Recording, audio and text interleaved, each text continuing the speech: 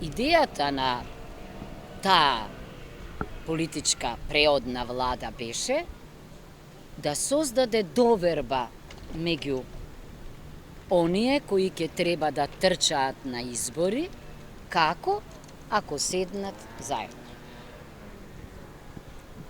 Ве упатувам на анализа на ликовите предложени од ВМРО ДПМНЕ во таа техничка влада или и субјектите предложени од Социјалдемократскиот сојуз. Министерот за внатрешни работи стана преоден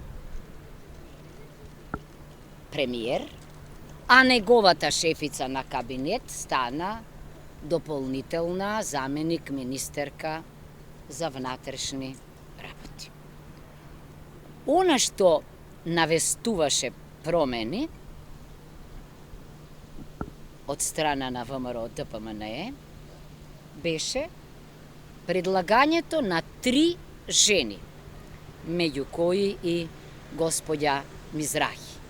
Сите се експертки во својата област и тоа беше демократската пролет, која што има сега свое место во програмата наречена обнова, и јас би го именувала тоа како обнова на почита на родовата рамноправност, ако сакате, обнова на респектот на енергијата, знаењето, креацијата, неискористениот ум на жените во Македонија, бидејќи бројот на министерки во оваа влада беше 3, па стана 4 со господицата Нина Ангеловска, ама во однос на 26 тоа е